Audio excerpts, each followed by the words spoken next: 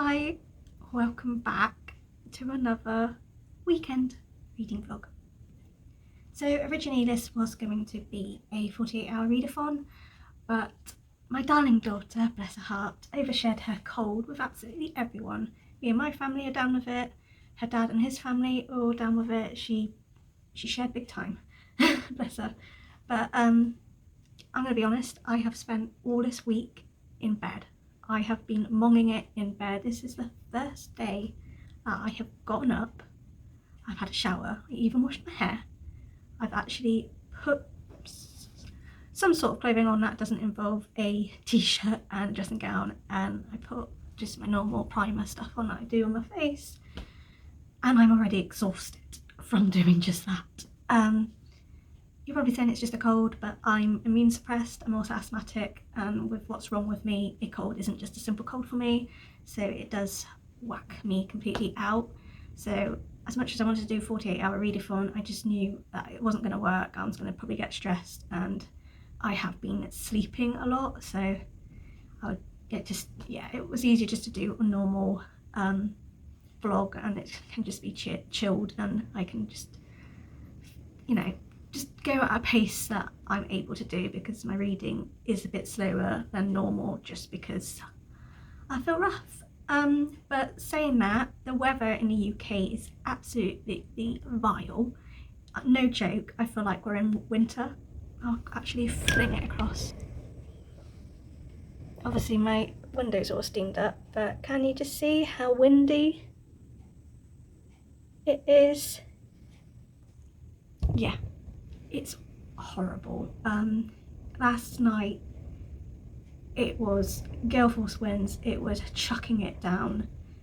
My daughter's trampoline is 8 foot, it's got weights on it, and it's blown all the way at the back of our garden door.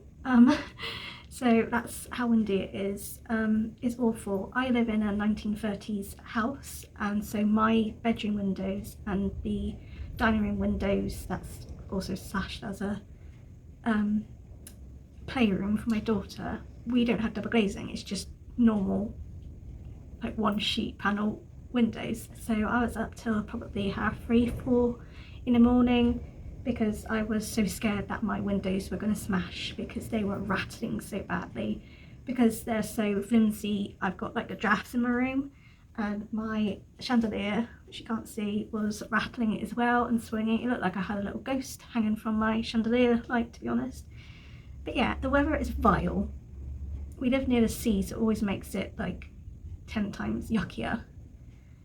But it's not nice, so pretty much this vlog is going to be a chilled, comfy, under the blankets kind of vlog, because I don't even know what summer is, because summer in the UK probably lasted 2 days in March, and that's it. And I'm supposed to be going camping in the beginning of June, and if it's like this, I'm not going. But we're not having a weather forecast vlog, this is about books. So the plan for this vlog on what I'm reading, I pretty much have gone through most of my tour books. I've got a couple left, but they're on my Kindle and they're not long, so I could do that next week. But I want to concentrate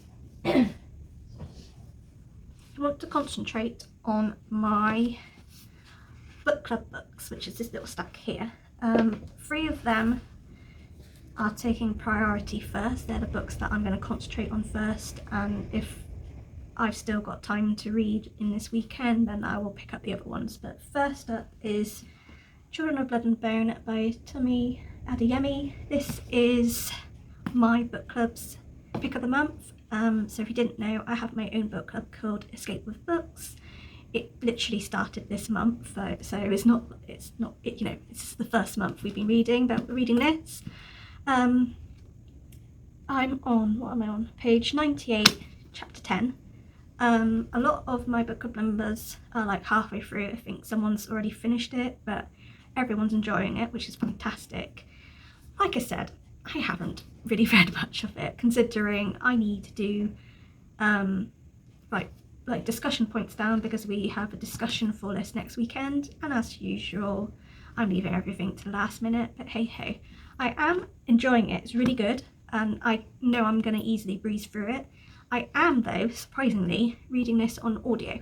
I very rarely do audiobooks because my attention span with them doesn't stick compared to if I read it physically. But I was struggling with the names and some of the pronunciations and the magic, and like the little songs that are on there are all in like a language I don't know, and it was really hard me trying to work it out. And I thought, you know what, I'll see if I can get this on audio. So I had a little look on BorrowBox, they had it. So I have actually listened to, I think, about 3 or 4 chapters on audio, and I actually thoroughly enjoying it on audio. So I've decided I'm going to continue doing it as an audiobook, but while I'm listening I will actually read along with the book, because I think doing that, it will stay in my head a bit more rather than listen to the audiobook and doing everyday things as well. So that's the plan for this. I am enjoying it though, and from the conversations that's been going on about this, it's good. A lot of people are enjoying themselves, so I like the sound of that. And then sort of alongside my book club, we are doing a read along. So it's called a Maas-Along. As you can probably tell by the book, it is, and a name, it's a Sarah J Maas read along. So pretty much we are reading all of Sarah J Maas's books that she's written, apart from the ones that she's co-written with other authors. Like I know she's got like Catwoman or whatever it's called, but I'm not bothered by them, they're not my kind of books. I did have a talk around to see which series we start with first, but a lot of people started with ACOTAR or finished it, and since that's the first books I ever read of Sarah J Maas, I was just like, yeah, let's go with Throne of Glass, because not many of us have actually started the series. So this is the first book of like our like monthly read along, so this is going on all the way till like next year as well because of the amount of books she's written. But I'm on page 66, chapter 10, and as you can tell, you can't, now you can, I've been tabbing it. I'm loving it. I've tabbed this, I've underlined this, I've even written in it, and I never do that in books. I will tab them, but I never like write in it. But this is how much I'm loving it that I had to do that. This is going to be an easy fly through read for me. I'm used to Sarah J Maas's writing now.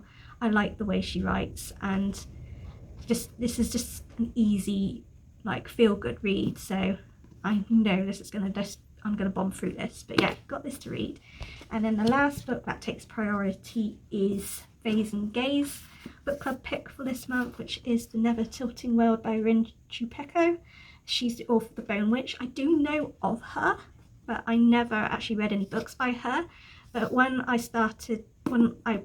bought this for book club, I obviously put a lot of the rest of all the books that she's written on my wish list, and I actually got gifted this and the sequel to it, which is The Suffering, which is more a horror thriller.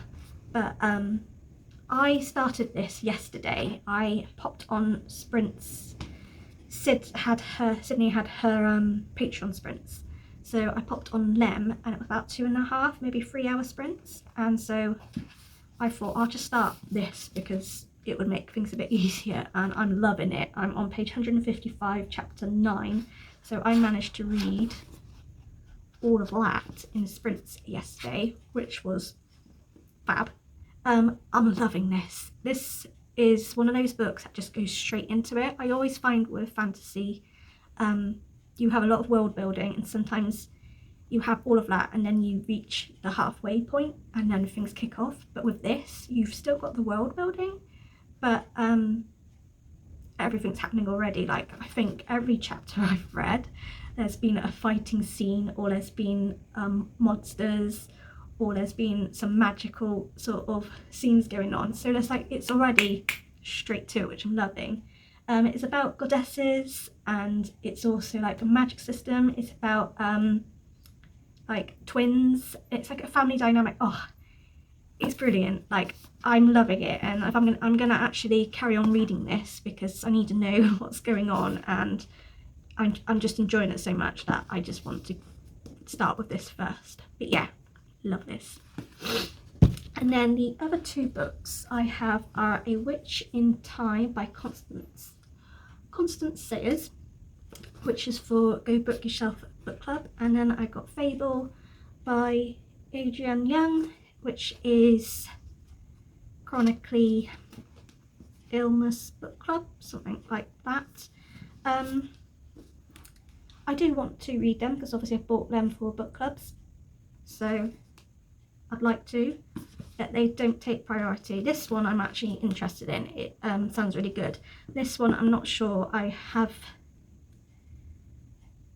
a bit like up and down when it comes to books about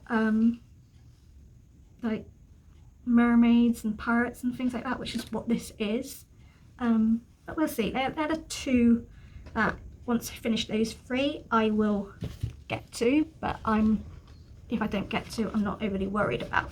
So that is a little book plan that I have. And yeah, like I said, it's just going to be a chilled reading vlog.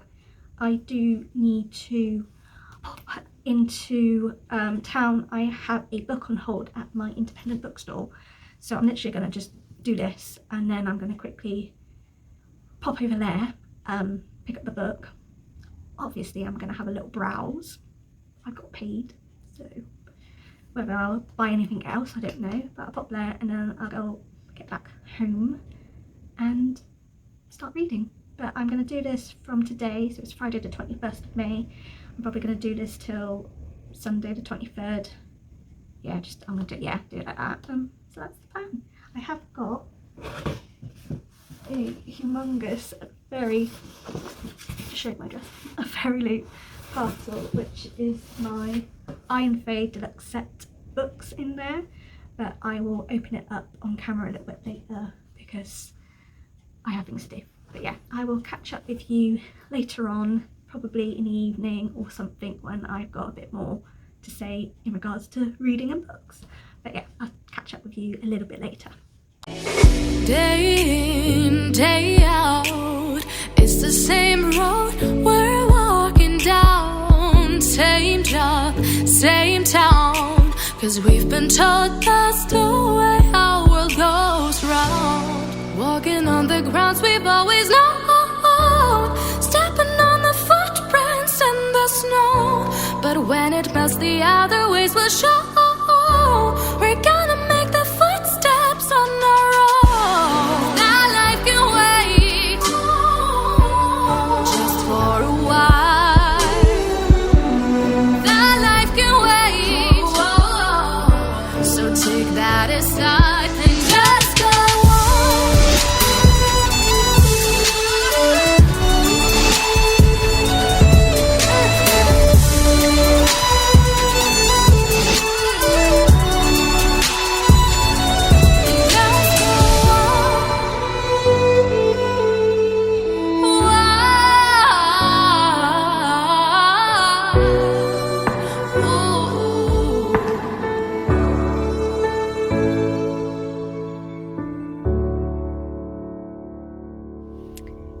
So we just come out from the Books on the Hill because, you know, I can never go in there and not buy any books. So I bought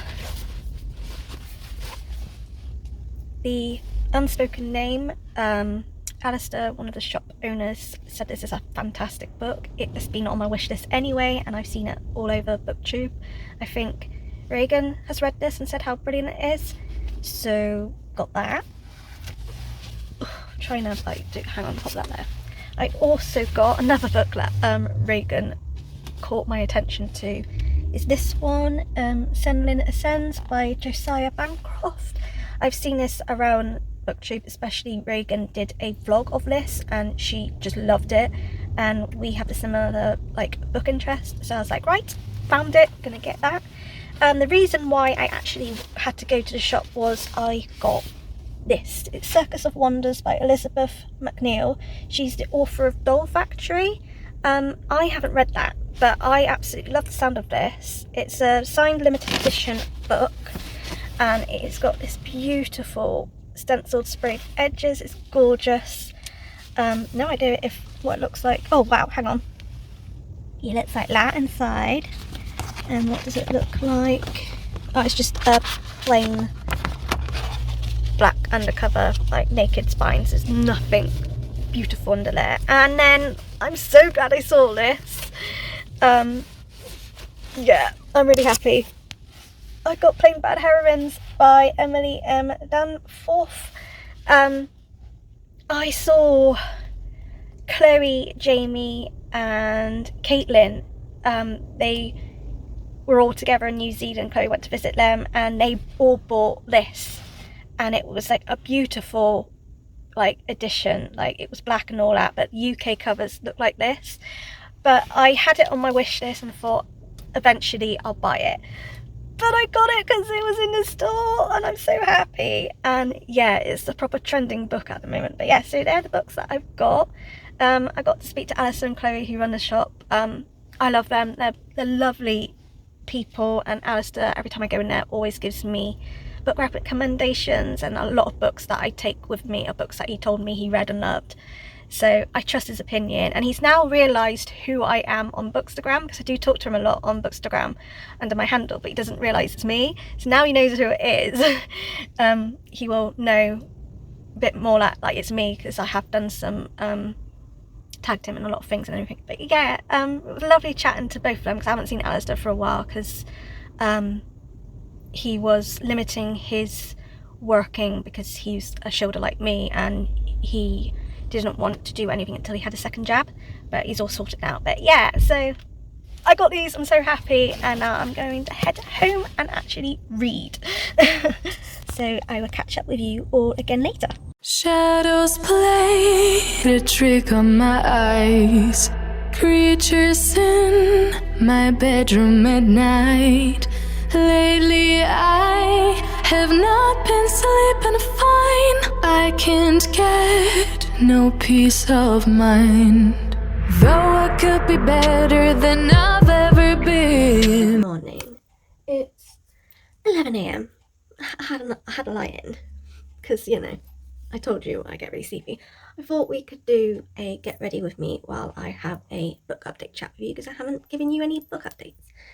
So firstly, before I do my face, I'm nearly at the end of Never Tilting World. I'm on page 319, chapter 19. I have literally got 162 pages left of this. However, as much as I really want to finish it, I think I'm going to leave it for the moment and carry on reading this on audio and physical, just purely because I need to start reading it, because I need to make sure I've got all the discussions ready for the discussion next weekend. So yeah, we need to do that really. And I've literally left on Never Tilting World somewhere. I've left it like in a bit where I know things are going to happen, so I know I'm probably going to be breezing through it even more than I already am. I'm really enjoying it. I'm not 100% sure how I want to rate it though, because there's two bits that kind of bother me. Not in like a nasty way, they just bother me. Like I don't I don't want to spoil it for people, but basically there's I'll do the background of the story as well as I can without spoiling it. Basically, two twin sister goddesses ruled this world, and then something happened and the world is now broken in two. So one world is covered in just darkness, it's always nighttime there and everything like that, and then the other side of the world is full of light. Both have like really like pros and cons of this. So at night they've got water, but it's always cold. They've got trouble with like snow and ice and things like that, and a lot of them like the monsters and sea monsters and stuff that are in there are like humongous, and they're really hungry, and so they're like sort of going for the going closer to the palace, I suppose, to try and get another source of food. And then we've got the lot over in the sun, where they have hardly got, and they haven't got any water, they haven't got any greenery, no shrubs, they've got no flowers, they've got nothing there, because the sun's always there, it's always bright. They all have to wear like special clothing, purely because otherwise they're going to constantly burn, attack. So yeah, both worlds are like, one side's dark, one side's light, and they have two sisters who are the goddesses that run each side. But it's sort of been put out there that one side's not actually real. So one side thinks that the light, like the world is completely light rather than split half and half, and then the other side are thinking that they're just in complete dark, not anything else. So it's sort of one of those things of like, why are there lies going on? What's going on? Has something been hiding? And then obviously these sister goddesses have got daughters, but it's now come that these daughters are sisters. That probably is a bit of a spoiler, but it's only a little one. But the way it's talked about them, I kind of don't understand how they're twin sisters. Like, I was there thinking, oh, maybe they share the same dad, and I thought, well, no, because even if that is the case, they would be half sisters. So then it must be some like magical form that these goddesses are like born out of magic rather than anything else, and that I don't understand that bit. And whether as I get near the end of the book, it will explain a bit more about like what happened and how. I don't understand that. I don't understand how these two girls are twins and how it works. It doesn't really, unless I completely like missed something, but it doesn't to me actually say anything in regards to that. But then I might have been reading and it not absorbs in my head, so I don't know. But then there's another bit, like, well, there's two bits that sort of annoy me. So it's possibly a spoiler, but I won't say who it is to not spoil it completely. But there's one person in this book who's got like a hidden illness sort of thing. So she's got this disease. So she's got this disease. Hold on, I just remembered I've forgotten something. Back. No, so she's got this disease where the healers and everyone can't heal her. They can shrink it to like a little small size, but by the end of the day it's gone massive again, blah blah blah. So at the start of this book, when it's about this character, it's like showing how she's very like weak. She can't do much. Like, she can't, like, the minute she does her magic with her like goddess power, the minute she does that, you know, she's wiped out. She has to be healed and blah blah blah. And I was like, oh, cool. It's like, you know, hidden illness representation, which, you know, I'm a big advocate for hidden illnesses because I have one myself, and I just really do enjoy having books that have some sort of representation. Obviously, it's not going to have what's wrong with me representation, but still, it's nice to have that. But as you get into the book and things happen with this character, it's like it's forgotten. Like, she had to be healed like twice, maybe 3 times a day, and then all of a sudden this quest thing she's doing, she's now like, you know, she's really powerful all of a sudden with her magic and power.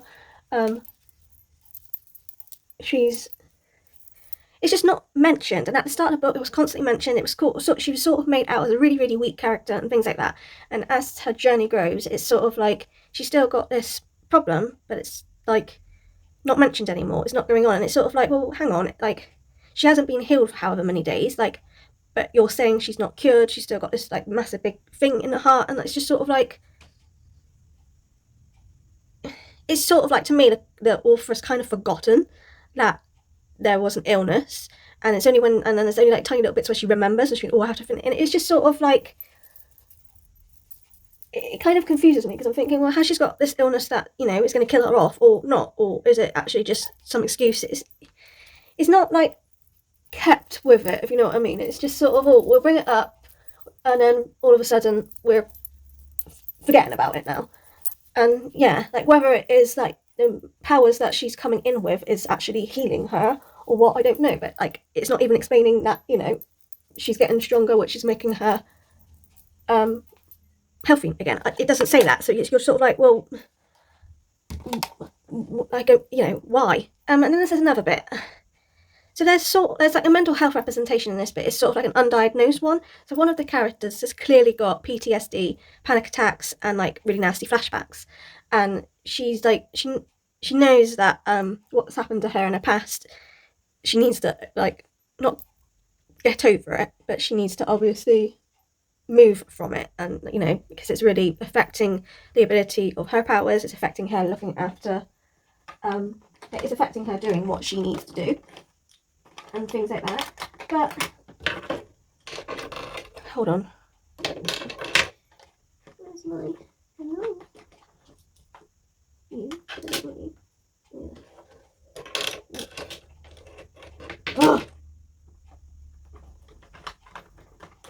with me, guys, because I seem to have lost. I found it. Back.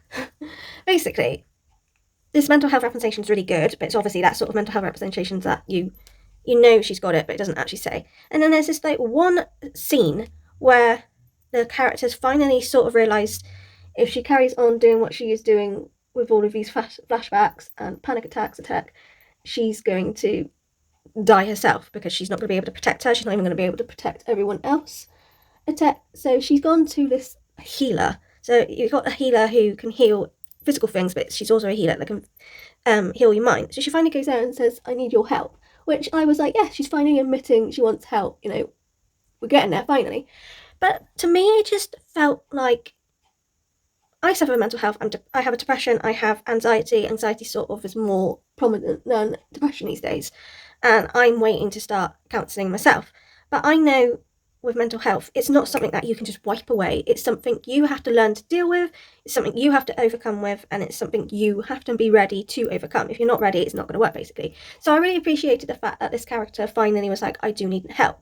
But just the way it was of helping her, I was like, well, no, like you're making it out that mental health can just be erased from your head. And to me, it just wasn't right to do that. It kind of, for me, was like, no, help, yes, but actually do it so she starts talking to friends and explaining what went on, letting people in, and them like help her and make things a bit easier for her. And it was just sort of like, I know this is fantasy, I know it's obviously there's powers and magic going on and there's goddesses, and I get that, but it just to me felt like it was portraying as mental health is easy, you can just get rid of it like that, pull it out your mind, blah blah blah. And I just thought, no, I don't like that. I don't like it, because if people read that, they might in some bizarre way think, oh, mental health can just easily be removed. And it's not. Mental health is a journey you have to go through. You can't get rid of. It might be something you can live with, that you can live alongside it. It doesn't overtake your life anymore, but it's never gone. Or if you're having days, months, years where you're not having any like mental health attacks or problems, it doesn't mean it's gone. It just means at the moment you're in a good place. But as simple as you're in a good place, something naff or horrible crap can happen, and just like that, you're spiraling back into your dark place, because it's always there. It's just how you work with it to make it livable. It really gyrated me a bit. I was just like, no, like I really like the sort of chat about this character and what she's gone through, and you know she's got these problems, but obviously it's not actually said that she's got these problems. And then all of a sudden like that is, oh, I'll just take them out of your head, it's not permanent, but I can keep doing it for you to make it easy. And I'm thinking, no, like, instead of doing that, actually notice what's going on, take some courage, and like admit to yourself that it was never your fault, blah blah blah. It irritated me, okay? As you can probably tell, it annoyed me.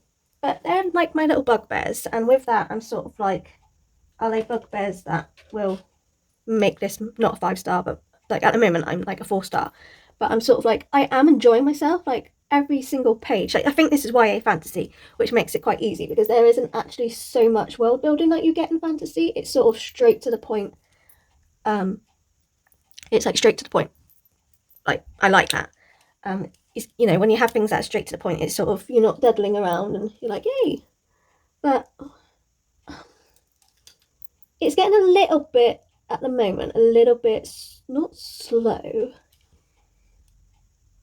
It's just basically like these two sides of the world are in some sense probably coming together, by what I'm getting at. So they're all like on like traveling and blah blah blah. But apart from a couple of little fight scenes, it's a bit bland. Like nothing's going on. It's just like so I suppose these groups all like bonding with each other kind of thing, and trying to get to this abyss thing, which is understandable, it's fine. But I just feel like from at the start of the book, where it was literally jam-packed with action in every chapter, like we had like numerous monsters in the first, like in all of the chapters, like every part of the chapter there was a new monster, there was a new fight scene, and it just feels a bit like, oh, like what, it's dwindled. And I'm like, oh no. And I'm a bit like, oh, what's the ending going to be like? Are we like, because obviously there is a second book, which is because this is a duology, so I was like, oh, like how is it going to end? Because obviously it's going to end so it can carry on in the second book, but is it going to end where I'm going to be very annoyed, or is it going to end quite well where you really really want to pick up the book? But I'm enjoying it, don't get me wrong, I am enjoying it. It's just those two things sort of annoy me, and because there's sort of one of them, especially like the hidden illness, is like constantly, like the character's constantly there, so I'm just there thinking, like, how is this working? I'm also like sort of slightly confused on how these twin sisters attack. It's not really explained about that from what I can tell. But other than that, I am enjoying it. and I really want to know what happens, and it is very fast paced. Like, you know, I could have easily finished it last night, but I was really like nodding dog. I was tired, and I was like, no, I need to like stop reading now. I need to just sort of calm down a little bit, read. And so I watched about 2 booktube videos, and then I hit hay, so it's probably about 1 o'clock I went to sleep. But yeah, I am enjoying it, but I only have like 160 odd pages left, so I thought it was best to start Children of Blood and Bone because it's for my book club, and then I'll come back to it either after I finish reading that or Sunday, because it won't take me long to finish it. So yeah, that's that at the minute. I am enjoying myself. I think I'm at this stage in the book where I'm just like, right, I need something different, and go back to it, because when I go back to it, I'll probably be like, right, get over all of those little bits that are annoying me and just get into the book. Yeah.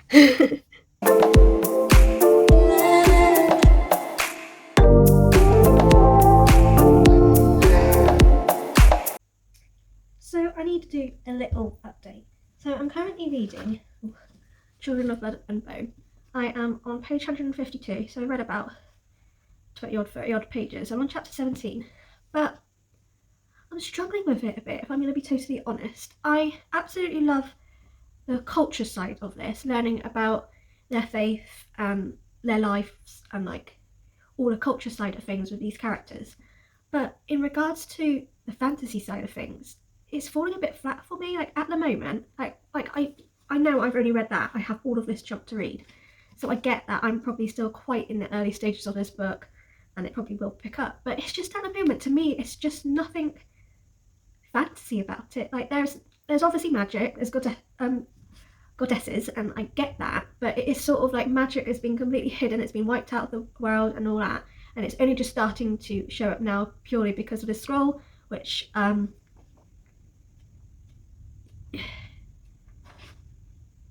on. Yeah, so this scroll got found by the king, and it basically brings all of the magi who have had their magic removed. The minute they touch it, their magic gets reinstalled. So it's like some magical scroll, and it helps. So Amari, which is the king's daughter, saw something happen basically, and so to get back at her father, she stole this scroll and ran away. And so she met Zelie, and Zelie touched it, and Zelie's powers have all come back. And with that, it's woken up like the goddesses and all of that. So magic is starting to go back, but it's just nothing really is happening. It's sort of like this Zelie, her brother and Amari have gone to the jungle just to find a temple and, you know, really like get magic back, rather than like the scroll actually reinforce it all back and everything. And like obviously they are on an adventure in that side of things, so it's got really hot now. So like I can see that maybe things will start getting better, but it's just, to me, it's not overly a fantasy book as of yet. I'm not getting anything that I'm getting with all my other fantasy books. So with that, I am going to pause this. I just want to like really dive into a book and just read it. Sorry, I don't know whether you heard, but the doorbell rang, and one of my box subscriptions has arrived, but I would do a separate video for that. But yeah, back to what I was saying. I'm going to pause this for a minute just because I need to read it, and I will do, and I think I will go back to it, whether it will be in this vlog or not, but I will go back to it and read it. But I think at the minute I'm probably going to just do it, blast it through my audiobook. But at the moment when I'm listening to it, it is making me go to sleep just because of my cold and the fact that I'm more worn out than normal. So it's going to be put on pause. Whether I'll go back to it in this vlog or not, I don't know. But I will read it and I will finish it, and I'm sure my opinions will change. But for now, I'm just like, no, I'm not, it's just not pulling me like the other books are. So I am going to go and continue finishing this. Like I said, I have 162 pages left. So I'm going to go and concentrate and finish this. And then once I've done that, I think I'm going to start a bit more of Throne of Glass. I'm on page 66 and I've already thoroughly enjoyed this. So I think I'll just, once I've done that, I'll just blast through this. And if I've got time, I will go back to Children of Bone. But we are on like midday of Saturday, and you know, this is till Sunday, so we'll see. Yeah, I just thought I'd give you a little book update on Children of Blood and Bone. But yeah, I will come back. I probably may give you a little update of how this ended. I might not, we'll see. I will catch up with you sometime later on today though, but I just thought I'll get you updated quickly.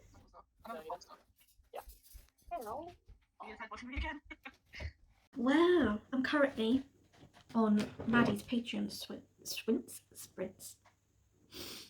I've just finished this. Oh, right. I still don't know what to feel about it. I must admit, I think this is going to be 4 stars, just because there were some bits that irritated me, and I still can't get over. But the bits that I was sort of wanting to know and wanted to know the reasons, it finally got answered. The ending is one hell of a cliffhanger. Like, the next book is called The Ever-Cruel Kingdom, which I can't really go into because it's a big spoiler and I'll just ruin the book, but basically it's the aftermath of something. But so the second book, The Ever-Cruel Kingdom, is the last book. It's just a duology. I'm gonna have to get it now because I need to know what happened. But yeah, really good. I mean, I think I'm gonna give it 4 stars. I would give it 4.5, but Goodreads didn't let me, and I can't be bothered to try and like do that. It's just easy to round it up or round it down. I'm gonna do 4 stars because there were a few bits that I just irritated me. One of the twin sisters, Odessa, obviously there were reasons why she was the way she was, but her character did infuriate me quite a lot. And I'm not gonna lie, even now I'm still a bit annoyed by her. But it is clear that the twin sisters are obviously very naive. They've been fed a lot of lies. But yeah, it was a really good book. I thoroughly enjoyed myself. You know, the fact that I have read all of this near enough in one day. Yeah. I'm gonna gather my thoughts. I've still got 11 minutes and 30 seconds of sprints left, so I'm gonna use those 11 minutes to gather my thoughts and draft up my review. And yeah, if there's any more sprints, then I might jump on it and carry on and do some more reading or through gaps. I will update you later on today maybe, or if not, it'll be sometime tomorrow. But I finished 1 book in this vlog so far. Yay!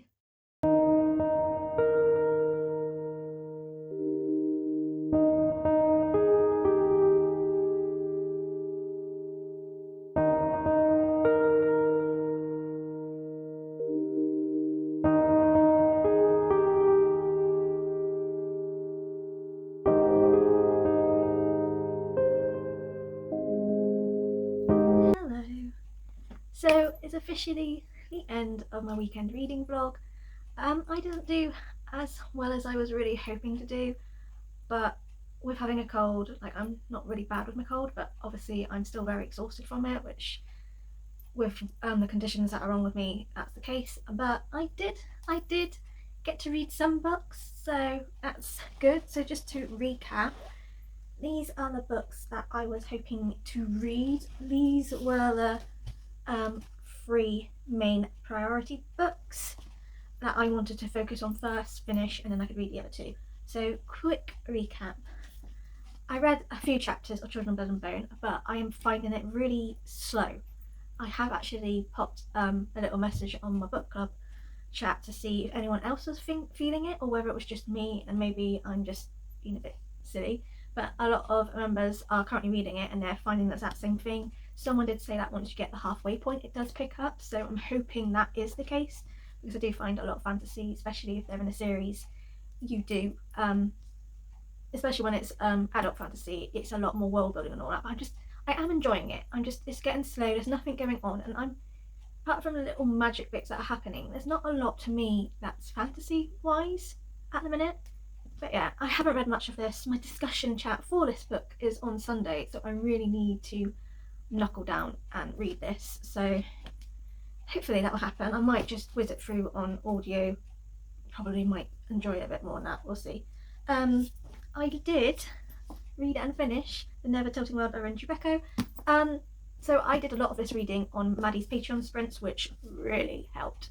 It took me a while after I finished it to gather my thoughts and decide what rating to give it. I wrote all my thoughts down, but I hadn't given it a rating, but I finally have. I've given it 4 stars. I enjoyed it. It was an easy read, like YA fantasy, it's just straight to the point, it's very fast paced, which I enjoyed. My only issues were the fact that I didn't understand how the twin goddesses worked and how all of that kind of fit in and worked, and it only sort of got explained near the end of the book, which I felt there could have been actually a prologue of the background of the first lot of twin goddesses and how maybe the world went oof, just because then it would make more sense going into the book. rather than right at the end. Also, I was a little bit miffed with one of the characters and the mental health side of things, but as you get nearer to the end of the book, it turns out she is actually talking about her feelings with this one person. So obviously what I said before I have to counteract, but the fact that it was just right at the end, I thought, you know, this could have gone on throughout the book really. And then also one of my other problems was one of the main characters, one of the twin sisters, I wasn't vibing with her so much, and I also wasn't overly keen on the fact that she had a hidden illness. And at the beginning of this book, it was like focusing on that. You know, it was, you know, she was not weak. She was weak, but like not in a nasty way. But then as you go into through the book, like her illness gets forgotten. Now I understand why, and it explains near the end why she wasn't struggling with it, which I won't say because it'll be a spoiler. But I kind of felt it didn't need to be forgotten. It could have still been brought up. It could have still been, oh, why isn't she so poorly now, blah blah blah, rather than completely forgotten and then brought back up at the end that she's back to being really, really poorly. So there were a few bits that knocked me off, but I did enjoy it. 4 stars, and I definitely want to pick up the second book, which is the last book in this duology, and find out what's going on. And I did manage to, by fluke, finish The Throne of Glass by Sarah J. Maas. So I was starting it from chapter 10, and then I read a little bit more, and then I still had 15 minutes left on Maddie's sprints, so I finished that. So I ended up reading a bit more of that, and then I was just going to just read a couple of sprints and then go back to Children of Blood and Bone, but I ended up finishing the whole book. Can you tell how much I enjoyed it? So they're all colour coordinated, so well, I ran out of tabs, so I had quotes and conversations that I liked, friendship, love, relationships that I enjoyed, things that made me laugh or smile. I did a section for all the assassin parts because I do love Selena's assassin stuff. I had an interesting facts, interesting information, interesting characters, things I didn't like, annoy me or anger me. And then I also had one for Selena's like a pretty things, because her being in Dovia to then going back into a place where she wears dresses and stuff like that, just her enthusiasm over it was brilliant. I love this book. I knew I was going to love it. I have never read a single bad Sarah J. Maas book. Every book I read of hers has been 5 stars, so I knew that this would be 5 stars. It was. I just loved everything about it, and ow. Yeah, I just loved everything about it. I can see why people love this series. A couple of people said that the first like 2 or 3 books were quite mediocre, but for me, I didn't feel that way at all. I loved it straight away. Oh, I love Kale. I kind of hope that he's in the other books. The thing is, I know Selena's backstory. You know, I've seen enough posts to know what goes on. I know the journey Selena goes on. I know who she ends up with. So I do know all of these bits, but I can't help ship some other characters, even though I know she doesn't end up with them anyway. But I love Selena. I thought she was fantastic. She is officially my favourite character, like female-wise. Kale I thought was just brilliant. I like Dorian because he's completely different to the king, who is an absolute bastard. But my favourite character completely was Nehemia, which is mentioned in this, and I'm hoping she's in a few of the other books because the friendship between Selena and Nehemia were brilliant. But yeah, I love that this had a lot of magic theme in it, which I wasn't expecting. So I think it's going to open up to all of the other books and be a bit more about fae and magic as well. Yeah, I'm really enjoyed this, and I'm so itching to read the second book, which is Crown of Midnight, but obviously I have to wait till June. But it's one of those books where I want to pick up now. I need to know what happens now.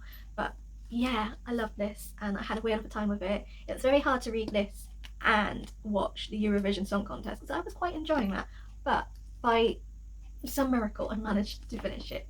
So I finished these 2. I will hopefully get to finish this soon. In regards to the other 2 books, which were Lee's, I do not think I'm going to have any chance to pick them up and finish, since I've only got a week left, and I have got a few tour books to read for this week as well. So I've already missed the discussion for this book anyway, so it's pointless trying to do that when I miss a discussion book. This the actual Zoom call isn't until June, so I could maybe read it, but in all fairness, I doubt I'm going to have time to do it, and June's going to be a busy month with books. But I managed to read 2. I know I'll finish my book club one at some point this week as well. So yeah, that's the end of the vlog. Thank you for watching, and I shall see you all again soon. Take care.